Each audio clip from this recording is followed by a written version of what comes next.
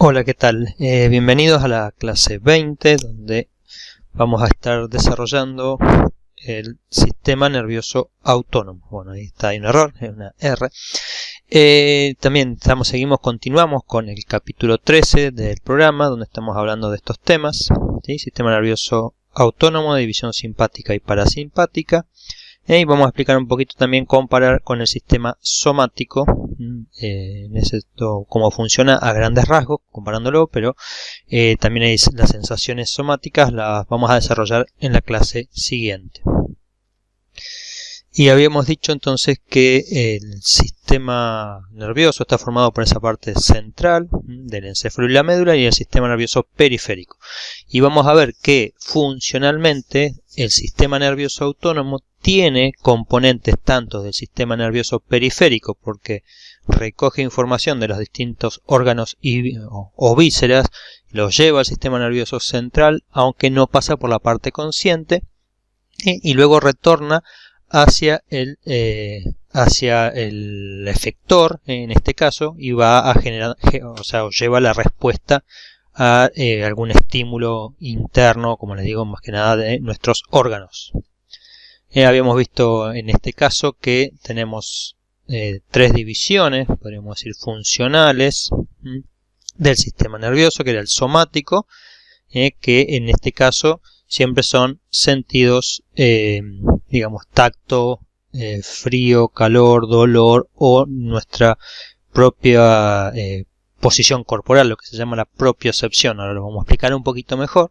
Y genera siempre una respuesta sobre el músculo esquelético, mientras que el sistema nervioso autónomo tiene estos receptores sensitivos ubicados generalmente o casi siempre en los órganos, y las neuronas motoras que son autónomas se van a dividir, las eferencias, las respuestas motoras, en dos ramas que son la simpática y la parasimpática, y van a inervar y generar respuestas sobre un músculo liso, el músculo cardíaco o glándulas. Entonces, estas son una de las grandes divisiones que tenemos, ¿sí? entre el sistema nervioso somático y el sistema nervioso autónomo. Y ahora nos queda por ver el sistema nervioso entérico, que también pertenece al sistema nervioso autónomo, pero también tiene su propia división. O sea, no es que funcionalmente es independiente de lo que llamamos propiamente este sistema nervioso autónomo, pero sí funciona de manera inconsciente, no pertenece al control de la voluntad. Como le digo, antiguamente se los denominaba juntos, o sea, se los incluía porque ambos son autónomos, pero bueno, este entérico es independiente de lo que tradicionalmente llamamos como el sistema nervioso autónomo, en sus ramas efectoras, en las ramas que son la parte motora, que es el sistema simpático y el sistema parasimpático. Pero como bien indica esta flecha que estamos viendo acá, existen interrelaciones entre el sistema nervioso autónomo y el sistema nervioso entérico.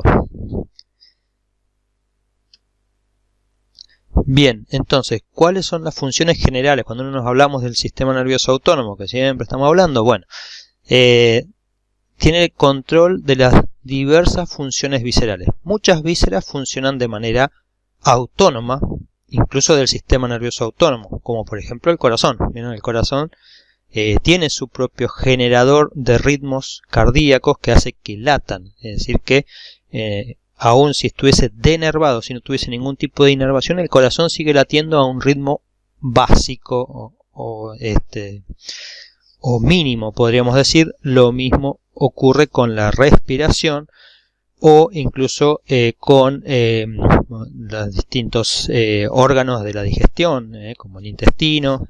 Por eso tienen su propio sistema nervioso entérico, y bueno, el corazón también tiene su propio marcapaso, pero el sistema nervioso es el que controla si se necesita aumentar la frecuencia cardíaca, la frecuencia de respiración y de las secreciones glandulares.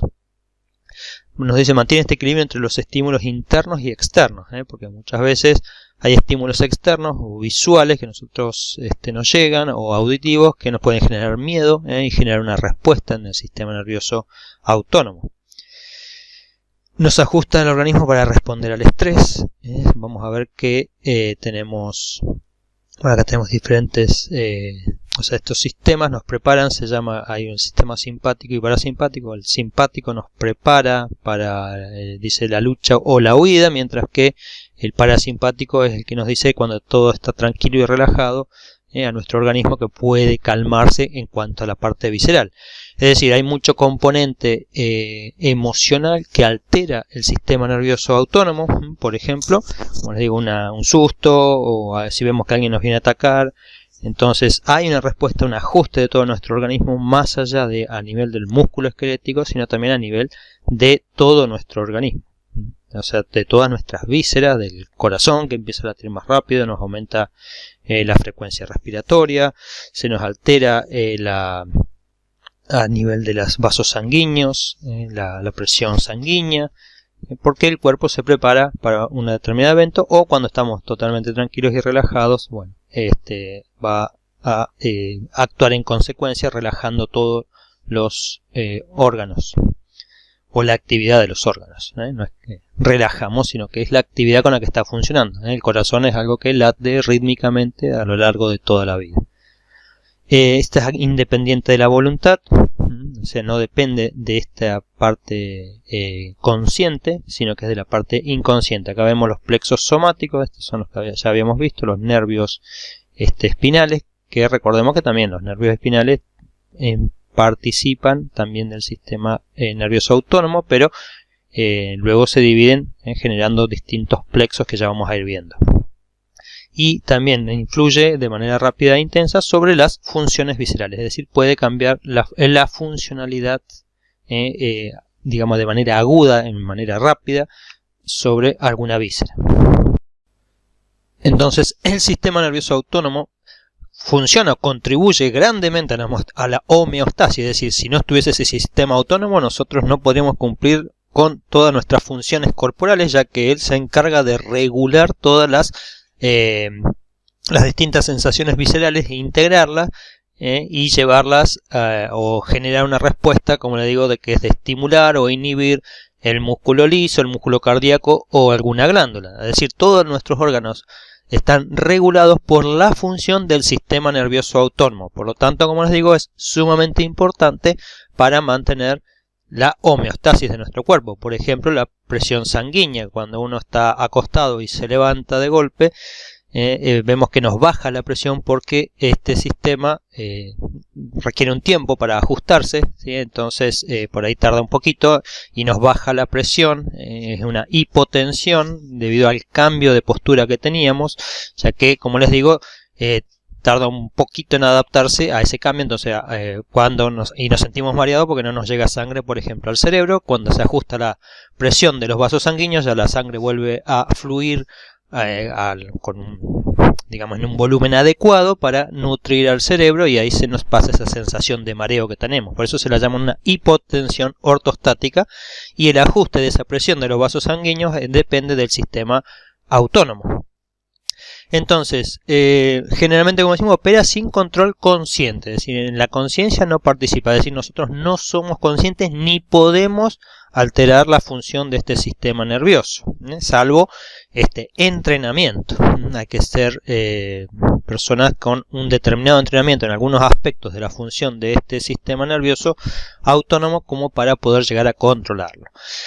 Entonces, siempre en este sistema nervioso hay una neurona sensitiva autónoma que se les llama los interoreceptores. Tenemos estos receptores que están en el cual va a captar y participa la neurona sensitiva en vasos sanguíneos, en el músculo liso, en las vísceras y en el sistema nervioso.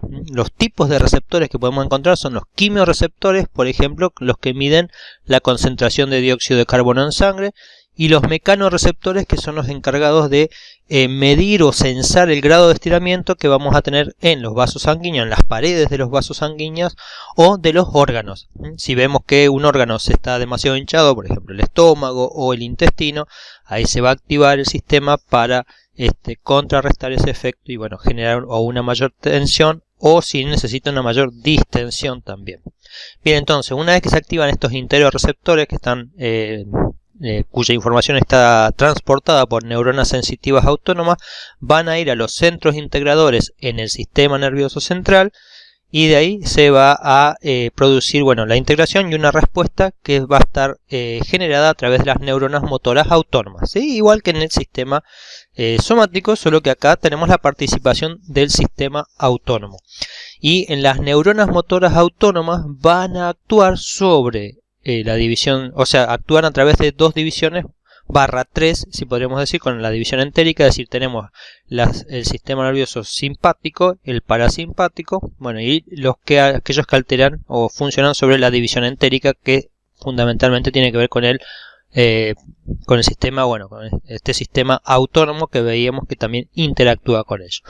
Y una cosa importante, estas neuronas motoras autónomas van a actuar siempre, sus efectores son 3: músculo liso, músculo cardíaco y glándulas.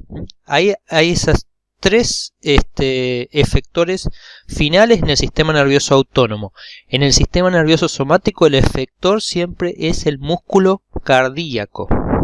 Y vamos a ver que en el músculo cardíaco siempre la respuesta es excitatoria, es decir, siempre se está excitando el músculo cardíaco, o si no, no es que generamos una relajación, o sea, cuando se deja de enviar potenciales de acción, se relaja el músculo, pero no hay una señal de relajamiento o de relajación muscular, ¿sí? No hay una neurona que relaja el músculo, sino que se deja de activar la neurona, la motoneurona, la que transporta la información desde el músculo, o sea, desde el sistema nervioso central hacia el músculo, ¿no? En esa unión neuromuscular. O sea, esa respuesta siempre es excitatoria.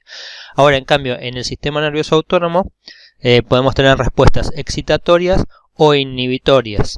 Eso va a depender, es decir, para que el músculo liso se relaje o se contraiga más, aumente la frecuencia cardíaca o disminuya. Entonces, ahí ya también vamos viendo algunas de las diferencias. Entonces, bueno, este es el flujo continuo que tenemos desde las neuronas sensitivas autónomas, ubicadas en los órganos viscerales y vasos sanguíneos, hasta los centros integradores, y desde ahí vamos a ir a las neuronas motoras hacia los tejidos efectores. Si siempre regulamos la actividad de músculo liso, músculo cardíaco y de, bueno, las glándulas. Y esta división entérica es una red especializada que tiene sus propios nervios y sus propios ganglios de forma independiente, y están ubicados dentro de las paredes del tubo digestivo, es decir, en la misma pared del tubo digestivo que tiene, o sea, esos tejidos que lo constituyen, ese epitelio. Vamos a ver que en esas paredes están presentes los ganglios y los nervios del sistema nervioso entérico, y tiene interacción con el sistema nervioso autónomo. Entonces, en el sistema nervioso autónomo, como vemos, tenemos neuronas sensoriales y neuronas motoras. Estas sensoriales son las que van a generar las aferencias hacia el sistema nervioso central, y las motoras son las que generan las eferencias, las salidas desde el sistema nervioso central hacia las vísceras. Entonces, generalmente están asociadas a interoreceptores, que son quimioreceptores o mecanoreceptores, receptores que sensan diferencias químicas, también pueden ser incluso la acidez de la sangre, la concentración de dióxido, la concentración de oxígeno, y mecanorreceptores que sensan el grado de tensión o de estiramiento de un determinado órgano a través de sus músculos. Están localizados en órganos viscerales, en los vasos sanguíneos, en los músculos y en el sistema nervioso. Monitorean todo lo que se llama el medio interno. No se perciben conscientemente, y también recibe señales de los receptores somáticos, es decir, aquellos que van a participar de la parte consciente, pero también afectan, como les digo, al sistema nervioso autónomo, como por ejemplo, como les digo, si uno ve alguna imagen, algo que lo altera emocionalmente, psicológicamente, o ve que viene un ataque, también el cuerpo inconscientemente, a través del sistema nervioso autónomo, se prepara, por eso decimos inconscientemente, porque nosotros no decimos, bueno, ahora tengo que aumentar mi glucosa a través de la glucólisis o de la glucogenólisis para aumentar, tener más glucosa en sangre y salir corriendo. No, eso lo hace nuestro sistema nervioso autónomo de manera automática. Y bueno, los efectores del sistema nervioso autónomo, que son la división simpática y parasimpática, regulan la actividad visceral. Pueden ser excitatorias o inhibitorias. Y bueno, la mayoría de ellas no se puede suprimir o alterar voluntariamente. Existen unas técnicas que se las llama la biorretroalimentación, que una persona, a través de tener, por ejemplo, un electrocardiograma o un electrocardiógrafo, aparatos que nos censan distintos aspectos del sistema nervioso, de la funcionalidad del sistema nervioso autónomo, podemos, a través de respiraciones, relajaciones, meditaciones, llegar a influir sobre este sistema nervioso, pero bueno, siempre necesitamos tener un aparato que nos esté censando para aprender incluso a controlar y conocer el funcionamiento de ese sistema nervioso autónomo en nosotros mismos. O sea, lo podemos ir llegando a controlar a determinados aspectos, pero a través de técnicas que, bueno, técnicas por ahí que tienen que ver con eso, con estar un poco más atento y consciente sobre las funciones de nuestro propio cuerpo. Vamos a profundizar ahora un poco más en esta comparación entre el sistema nervioso somático y el autónomo. Y por un lado vemos que, bueno, el sistema nervioso somático tenemos también neuronas sensitivas y neuronas motoras. Dentro de las neuronas sensitivas tenemos aquellas que transportan aferencias de receptores. Hay 4 tipos de receptores, o sea, receptores del tacto, del dolor, de la temperatura y de la propiocepción o sensibilidad propioceptiva, es decir, de aquella capacidad que tenemos de darnos cuenta, por ejemplo, de la posición de nuestro cuerpo, de los movimientos relativos, por ejemplo, del antebrazo sobre el brazo, de la pierna sobre el muslo, si estamos levantando, en qué posición tiene nuestro cuerpo, en qué posición está alguno de nuestros miembros. ¿Sí? Entonces, todo eso son receptores que están ubicados dentro de los músculos, los tendones e incluso de las articulaciones, y nos permiten saber, como les digo, cuáles son las posiciones relativas de nuestro cuerpo de manera consciente. Entonces esa es la propiocepción. Y también de aquellos sentidos especiales. O sea, por un lado tenemos los sentidos somáticos, que tienen que ver con el tacto, y los sentidos especiales tienen que ver con la visión, audición, gusto, olfato y equilibrio. O sea, excluyendo el tacto son 5 porque incluimos acá el equilibrio. Todas estas son sensaciones que se perciben de manera consciente en general. Y lo que vemos que las neuronas motoras, que son las somáticas, inervan los músculos esqueléticos. O sea que el tejido efector siempre es el músculo esquelético, y se producen movimientos que pueden ser reflejos y voluntarios también. Entonces acá en el efector siempre es el músculo esquelético, es decir, cuando se puede ver un arco reflejo, que en ese caso es involuntario, pero generalmente, o sea, por alguna acción, porque se activa, como habíamos visto, los arcos reflejos a nivel medular sobre todo, pero si no, los movimientos siempre son en general voluntarios, pero aunque también tenemos un tono muscular que nosotros no controlamos, sino que nuestro cuerpo lo adapta para que nosotros mantengamos, por ejemplo, como les digo siempre, la posición erguida, nos podemos levantar, etc.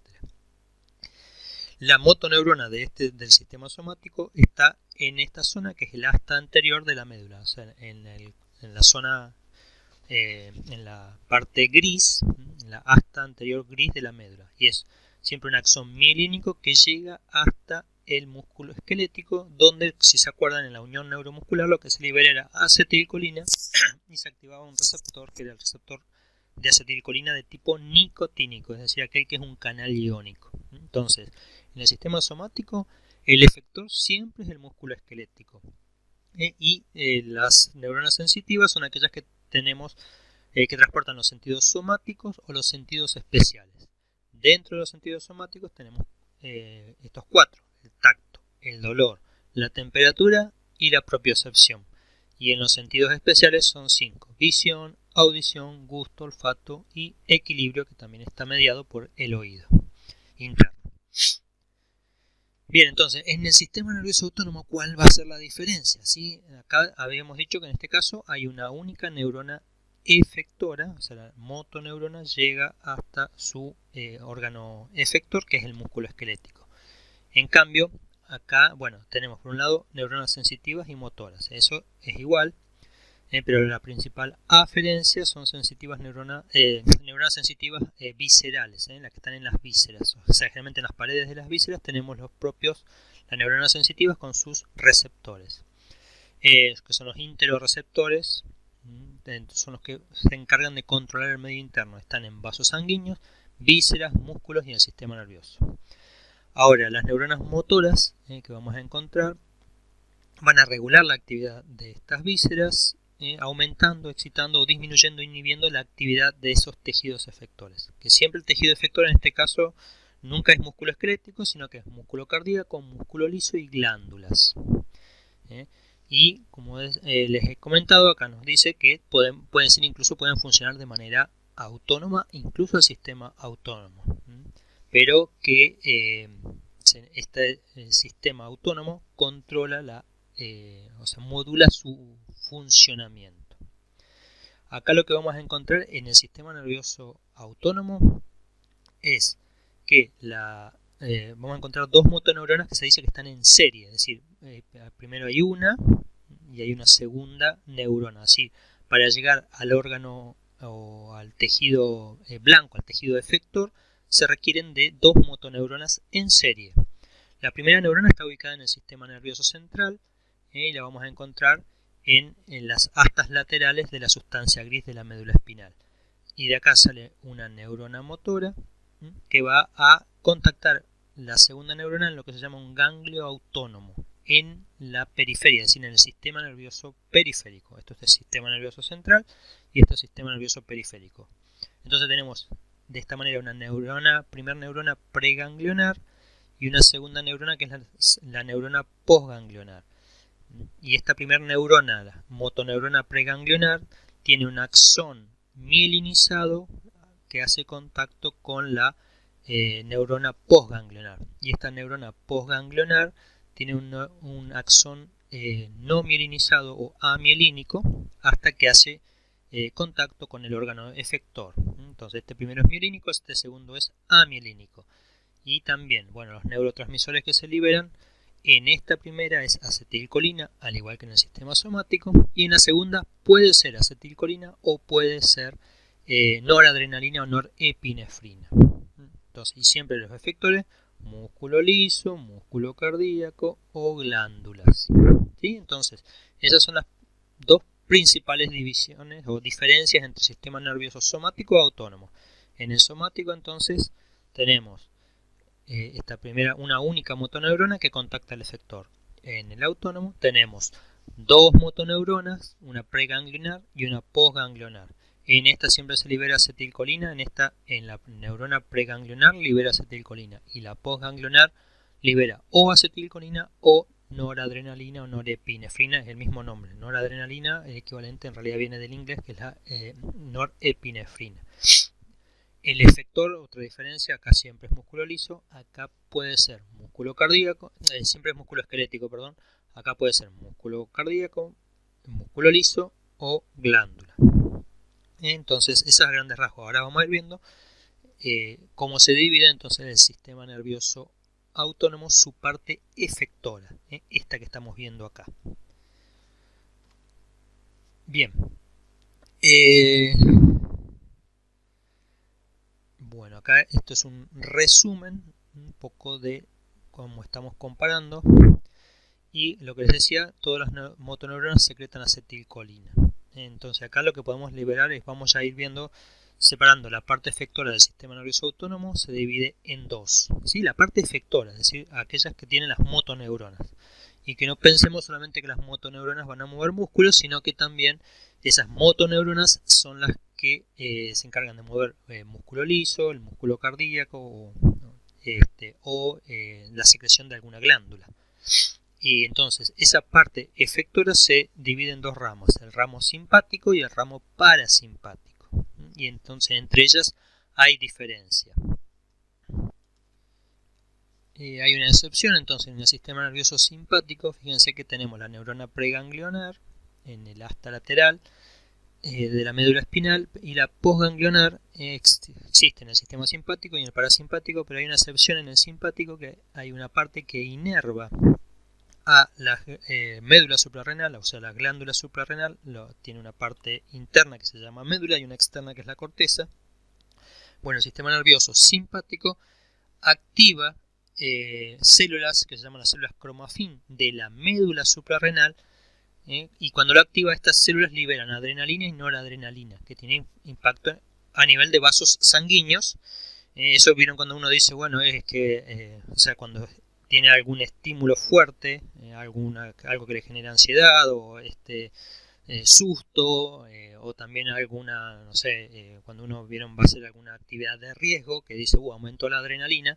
Si acá la adrenalina y la noradrenalina están funcionando como hormonas. Acá son neurotransmisores, la noradrenalina, pero acá es una hormona que la libera la médula suprarrenal. A instancias de qué, es decir, ¿quién es el que hace que se libere esa adrenalina a la circulación sanguínea?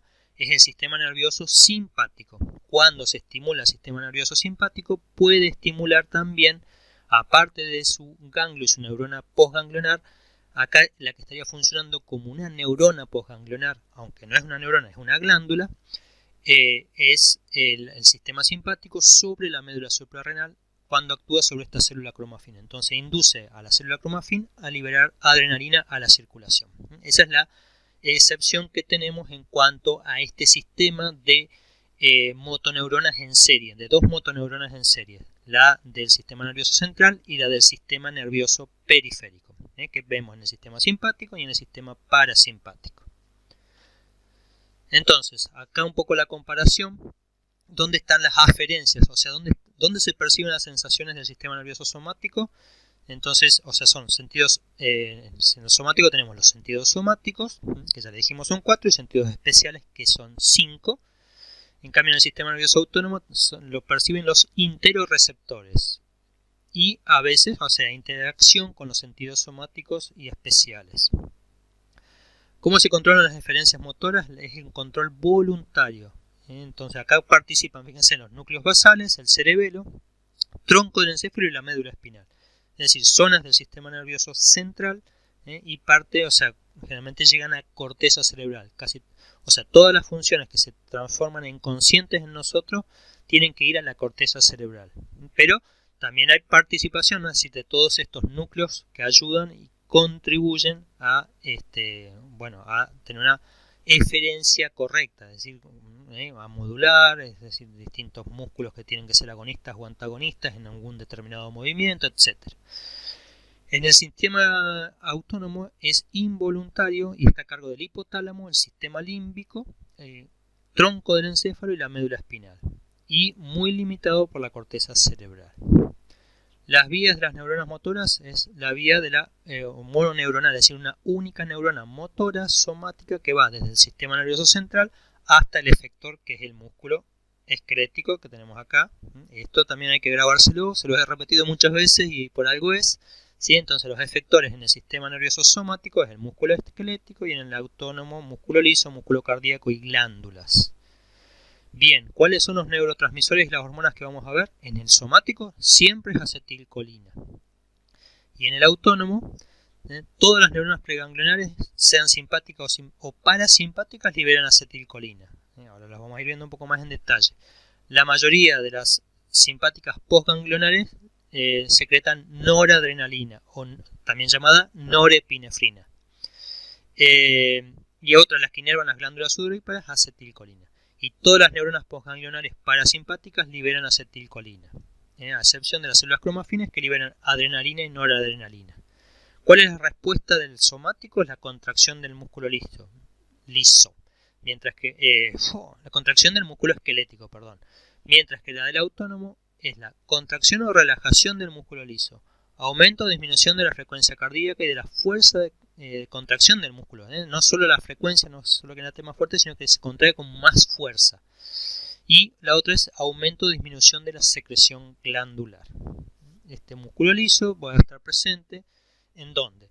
En los vasos sanguíneos, también están presentes en todos los órganos del sistema digestivo, por ejemplo. Entonces regulan o ayudan a regular ese tono muscular o las contracciones de ese músculo liso. Entonces esto ha sido entre lo que es el sistema nervioso somático y el autónomo. Entonces, vemos que cada parte del sistema nervioso autónomo, es decir, la simpático y parasimpático, tenemos dos neuronas, la neurona preganglionar y la neurona postganglionar. Esta neurona preganglionar, su axón emerge desde el sistema nervioso central como parte del nervio craneal. ¿Se acuerdan que el nervio craneal, antes de entrar a la médula, se divide en dos? Bueno, acá en esta rama anterior que ingresa por la parte anterior de la médula espinal y va hasta la asta lateral, en este caso, si seguimos subida, entonces por esta viene el axón de la neurona motora de la parte de la división autónoma. Entonces, y siempre es una fibra mielinizada, dice una de tipo B, es pequeña, y o sea que tiene una conducción, una velocidad media de conducción, y va a ir siempre hasta un ganglio autónomo, y ahí hace sinapsis con la neurona postganglionar, esta que estamos viendo acá. Entonces, y la segunda, o sea que esta sería la segunda neurona de esta vía autónoma. Esta neurona postganglionar siempre se va a encontrar fuera del sistema nervioso central, es decir, forma parte del sistema nervioso periférico. Por eso vieron que decíamos, el sistema nervioso periférico son los nervios craneales, los nervios raquídeos y los ganglios, así como los plexos entéricos, los ganglios autónomos. Bueno, entonces, en este ganglio autónomo pertenece al sistema nervioso periférico.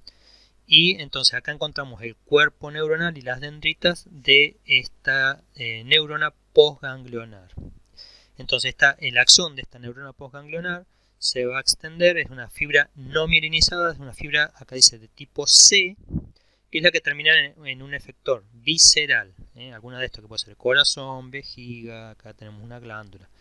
Entonces, las neuronas preganglionares van a llegar desde el sistema nervioso central hacia el ganglio autónomo y de esta van a llegar a sus efectores viscerales. Eso, bueno, esperemos que se haya entendido. Entonces, y acá siempre se libera acetilcolina si es el sistema simpático o parasimpático, y en el sistema simpático, en la gran mayoría de las veces, en la gran mayoría de los tejidos, se libera noradrenalina. A excepción, nos decía, de las glándulas sudoríparas, donde se libera acetilcolina. Bien, entonces, si bien, bueno, esa era la generalidad que estábamos viendo, ahora vamos a ver que hay diferencias estructurales en el sistema efector en cuanto al simpático y al parasimpático. Vamos a describir entonces cuál es la anatomía del sistema nervioso simpático, es decir, cómo está formado este sistema nervioso desde su punto de vista estructural. Y dijimos entonces, todo el sistema nervioso autónomo, incluido el simpático, tiene dos motoneuronas acopladas en serie.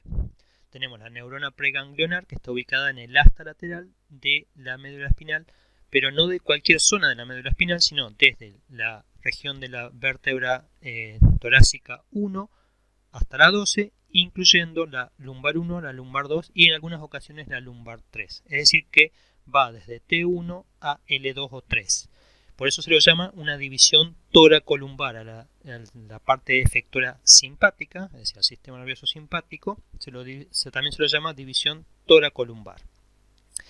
Y está entonces el axón mielinizado de esta neurona preganglionar, se extiende entonces fuera, sale por el nervio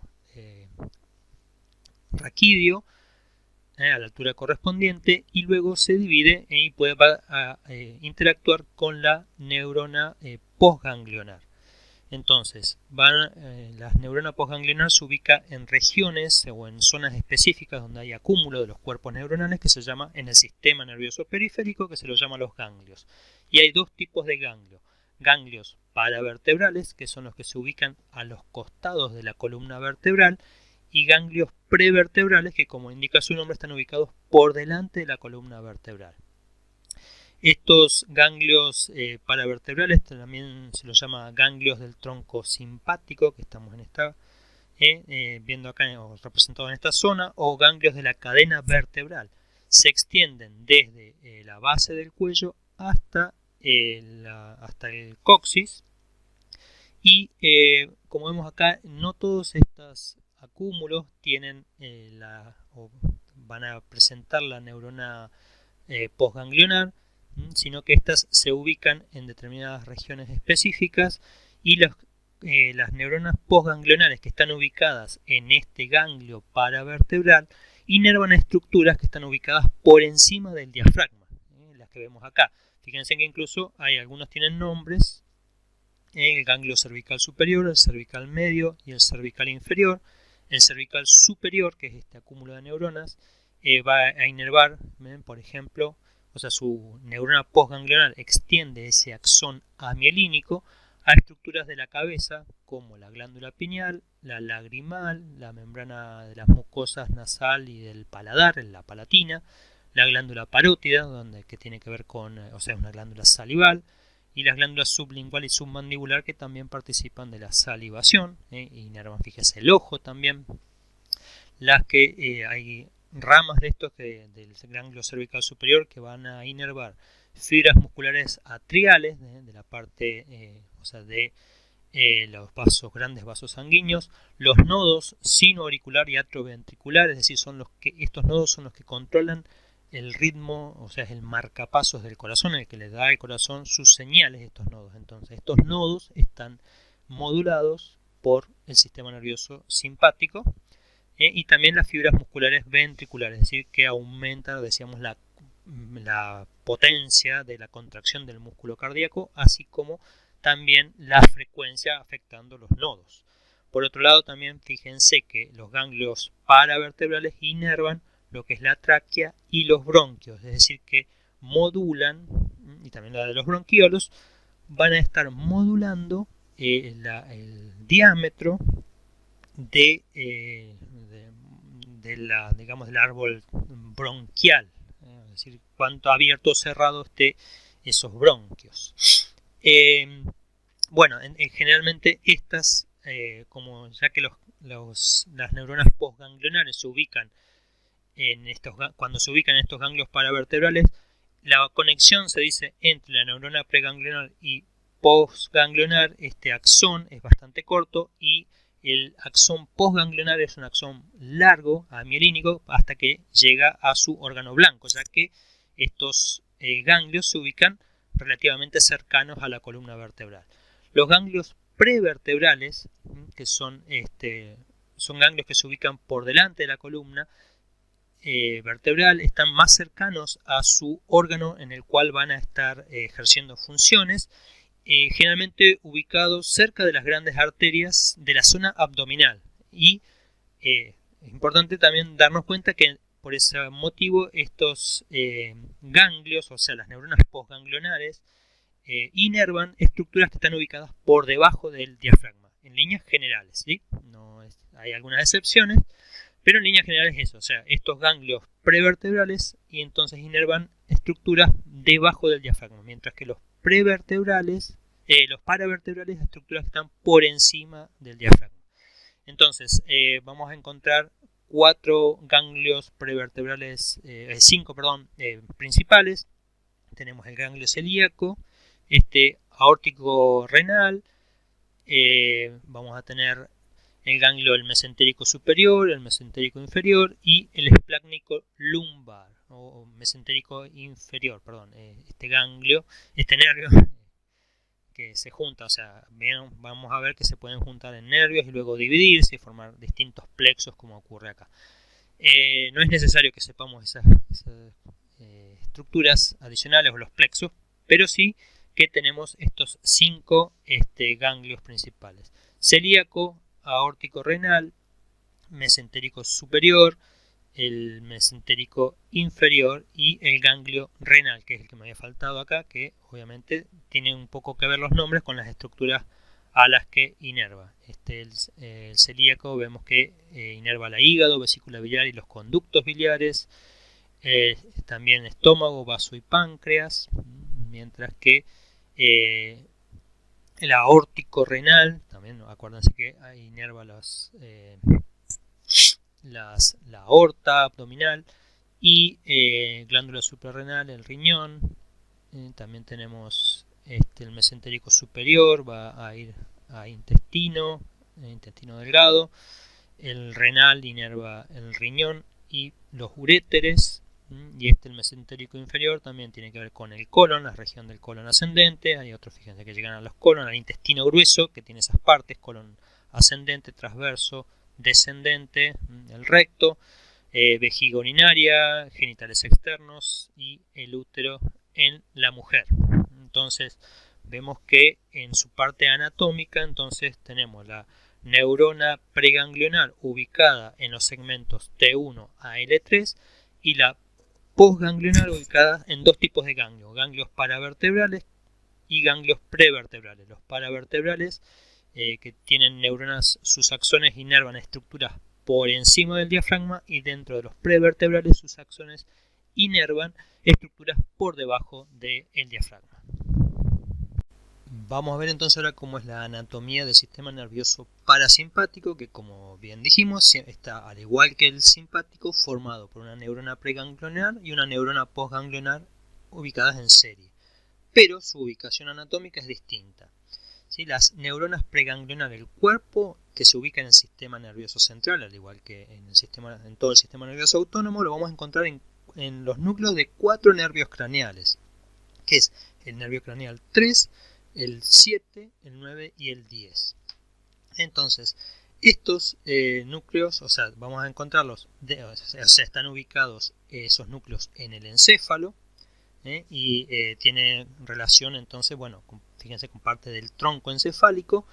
Y también tenemos motoneuronas, la neurona preganglionar, ubicados en las astas laterales de la médula espinal, a nivel de la altura, de las vértebras, la sacro 2 a la 4, sacro 2, sacro 3 y sacro 4. Es decir, que están ubicados en el tronco del encéfalo y en la médula espinal S2 a S4. Por eso a esta división del sistema nervioso parasimpático se le llama también división cráneo-sacra. Cráneo-sacra. Bien. Luego entonces los axones de la neurona preganglionar, que acuérdense que es mielinizada, se extienden fuera del sistema nervioso central para hacer contacto en el sistema nervioso periférico con la neurona postganglionar. Fíjense que las neuronas postganglionares pueden tener, algunas van a formar ganglios, en algunos casos, sobre todo las que están relacionadas con la parte craneal, van a formar, hay 4 ganglios parasimpáticos principales: el ciliar, el pterigoplatino, el submandibular y el óptico, que están inervando estructuras también de la cabeza. Estos son ganglios terminales relacionados, fíjense que acá se pueden dividir, entonces tienen distintas estructuras. Si bien es el nervio craneal 7, se divide, el 9, tiene uno solo, el 10, que es el nervio vago, no tiene un ganglio específico, sino que hay ganglios ubicados directamente en las paredes de los órganos. Es decir que la neurona postganglionar en el sistema nervioso simpático puede estar ubicado en ganglios, en ganglios específicos, que son estos 4 que vemos, o en ganglios que se dice intramurales o cercanos a los órganos, estar directamente metido en el tejido del órgano que inerva, como ocurre en corazón, en pulmón, en hígado, en vesícula biliar, páncreas, estómago, intestino delgado, intestino grueso, en el riñón, la vejiga, los genitales y el útero. Y acá no hay un ganglio específico, sino que están directamente localizados dentro del órgano, dentro de los tejidos del órgano que está inervando. En cambio tenemos esta otra división, en la cual tenemos los cuerpos de las neuronas postganglionarios ubicados en estos 4 ganglios, que se los llama ganglios terminales o ganglios parasimpáticos. Tenemos, como decíamos, ciliares, el pterigopalatino, submandibulares y el óptico.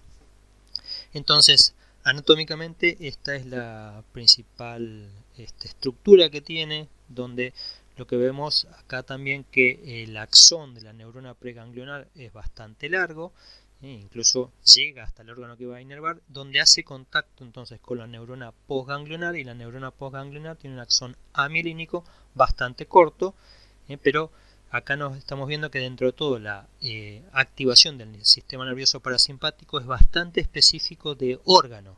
O sea, la activación de una determinada rama de un nervio parasimpático va a generar una respuesta específica en un órgano. Esa es un poco la división o diferencia con el sistema simpático, que como vemos por ejemplo acá, puede incluso inervar varias estructuras. O sea, la activación del simpático afecta a muchos más órganos, al funcionamiento de muchos más órganos que con respecto al simpático. O sea, el simpático es más localizado, más específico de un órgano. El parasimpático, en cambio, su activación altera una gran cantidad de órganos, es decir, puede alterar todo el sistema digestivo o todo el sistema cardíaco también. En cambio, lo otro es mucho más específico. Entonces, estas son las principales estructuras, similitudes y diferencias que vemos entre el sistema nervioso simpático y parasimpático. Recordemos entonces que se lo llama toracolumbar y cráneo sacro. El toracolumbar, tenemos el cuerpo de las neuronas. Esto está determinado por dónde están ubicadas las neuronas preganglionares. Entonces, este está ubicado en los segmentos torácicos y en las segundas o terceras vértebras lumbares, a esa altura. En cambio, en el parasimpático se lo llama cráneo sacro porque las neuronas están ubicadas en núcleos de 4 nervios craneales y en la zona de la médula sacra de S2 a S4. Los ganglios, tenemos ganglios de la cadena paravertebral y ganglios prevertebrales, cerca de las grandes arterias, mientras que los ganglios en el sistema nervioso parasimpático, donde está localizada la neurona postsináptica, son ganglios terminales ubicados habitualmente en las paredes viscerales. Bien, entonces vemos que los ganglios autónomos tenemos dos grupos, los ganglios simpáticos y los ganglios parasimpáticos. Entonces, en los ganglios simpáticos, donde hacen sinapsis las neuronas simpáticas preganglionares con las postganglionares. Entonces tenemos los ganglios paravertebrales o del tronco simpático y los ganglios prevertebrales. Y dentro de los ganglios parasimpáticos, entonces son estos axones preganglionares parasimpáticos van a hacer sinapsis con neuronas postganglionares que están ubicados en los llamados ganglios terminales o ganglios intramurales. Intramurales porque están ubicados en las paredes del órgano al que inerva. Entonces, por eso lo llama, están dentro, o sea, se encuentran cerca o dentro de la pared de una víscera. Además, las neuronas o los axones de las neuronas simpáticas y las parasimpáticas pueden formar redes mucho más complejas llamadas plexos. O sea, en los plexos es donde se juntan varios de estos axones y luego se dividen. Entonces, un plexo es una zona de reunión de axones tanto simpáticos como parasimpáticos, y los plexos autónomos están ubicados todos a nivel de nuestro tronco, es decir, en el tórax, abdomen y pelvis, zona alta, baja y media de nuestro tronco, donde estas neuronas van a formar redes mucho más complejas y muchas de las cuales están ubicadas cerca de las arterias principales de tórax, abdomen y pelvis. Entonces, en estos casos, estos plexos también pueden contener ganglios simpáticos y también axones de neuronas sensitivas. Es decir, la neurona sensitiva o parte de eso, en estos plexos, por esos plexos pasan también axones sensitivos, es decir, axones que llevan información de las distintas, de los interoreceptores de las vísceras hacia el sistema nervioso central. Es decir, que en esos plexos encontramos también este tipo de, o sea, son estructuras más complejas donde se juntan varios axones y luego se vuelven a dividir para inervar y las distintas estructuras, sobre todo como dicen las arterias, las grandes arterias y los órganos internos, o sea, los órganos que tenemos ubicados ya sea en tórax, abdomen o en pelvis. Vamos a ver entonces ahora cómo es que a nivel de la división simpática, cómo es que se organizan las neuronas en las conexiones entre la neurona preganglionar y la neurona postganglionar.